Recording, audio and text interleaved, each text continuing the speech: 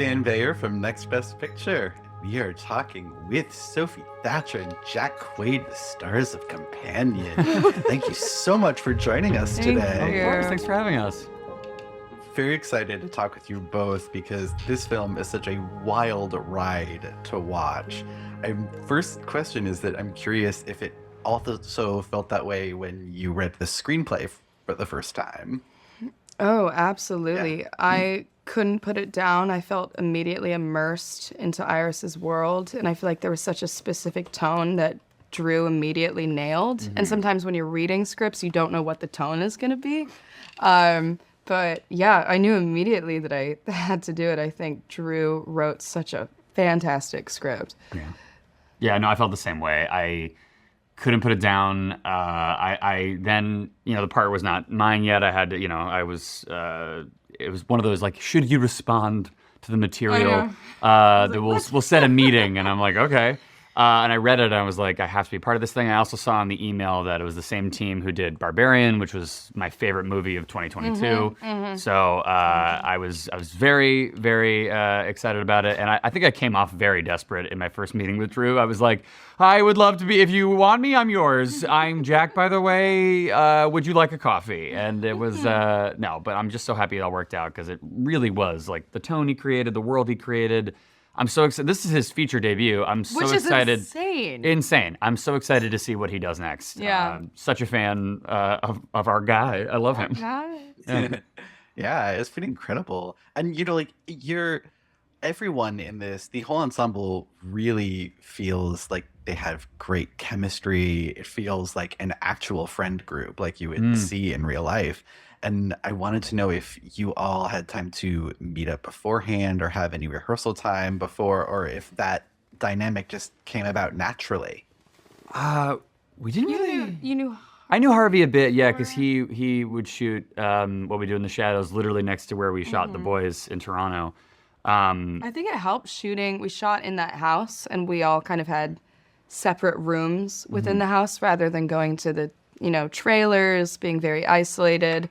So I think just shooting in that house kind of brought us together in a sense. I feel like it was just really natural and we all really clicked and everyone was just very light on set, which is hard. It's hard to bring that about when you're shooting something so complicated and dark and like changing tone all the time and genres. Yeah. No, it's we really bonded. There was at least one night where we had some drunken karaoke. That was very fun.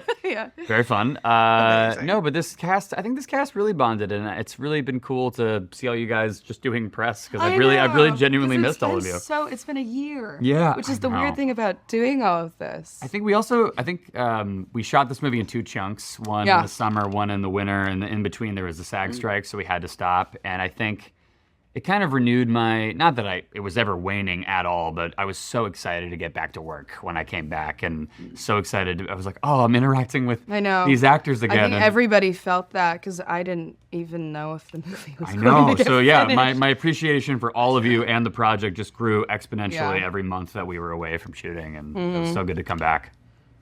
That's really wonderful to hear. Having that break in between, did either of you have any difficulty finding your characters again when you got back on set? Or was it just like putting on an old glove? I think a bit, because we started off with that first scene, the car scene. And I was like, this is the first scene of the movie, no pressure.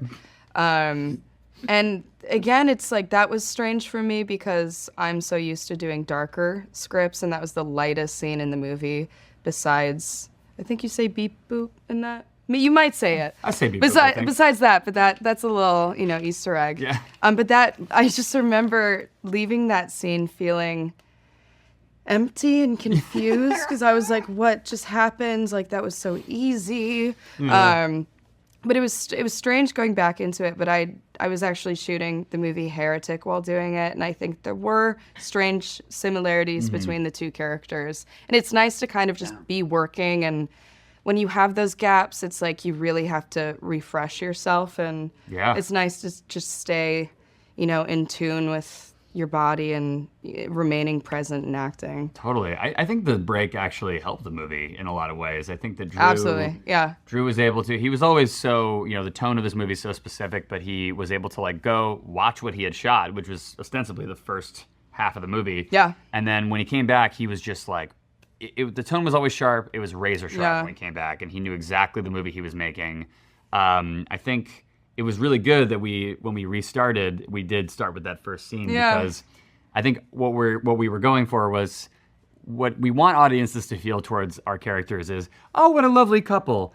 Something's a little off. So that was essentially like first stage jitters. So it was already there too. Yeah, like any of our awkwardness of like re-entering that set, I think is just on camera, and that's actually really good for that moment, with just a sense that something's a bit not quite right. Yeah. I think it's weirdly one of the better things to happen to the movie was that break, because when we came back, it was just so specific and so confident too. Yeah, really confident. And Drew was really helping. He was just like, I've seen the movie. He was a fan of it, like we could tell he genuinely that's a loved good it. feeling. It's a good feeling, because it could have been the opposite. It could have been like, I don't even know what we're doing. Yeah. Well, it's always nice to hear when things like that work out.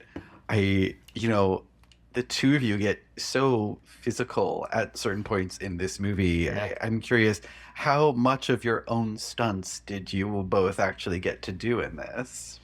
A fair amount. Same. Not to downplay the importance of my stunt double, because there was this one stunt where Josh, it's in the trailer, so I feel okay saying it. Josh gets his hand caught, like Iris slams a car door on his hand.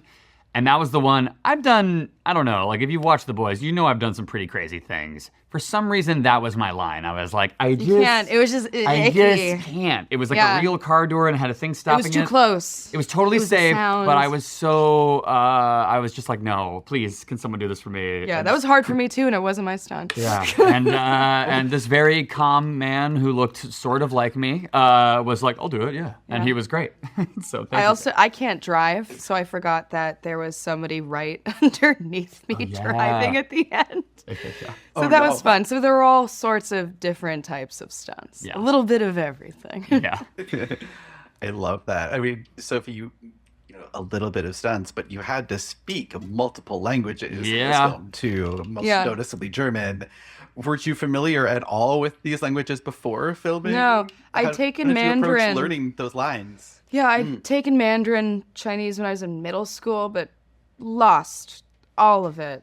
I had a dialect coach, and I was so grateful for her and just met with her as many times as I possibly could. But then again, we had that 6-month break, and we stopped the day before the German scene. And I remember being so ready, but I think those 6 months increased my anxiety, but also helped me kind of perfect it and focus on it and dream about it a lot. That's good. I know we're coming up in the end of our time together, so I wanted to conclude by asking, the opening scene of this movie, this wonderful meet cute between your two characters in the supermarket. So I'm curious, for each of you, where would your ideal meet cute with a romantic partner take place? I would say at a concert.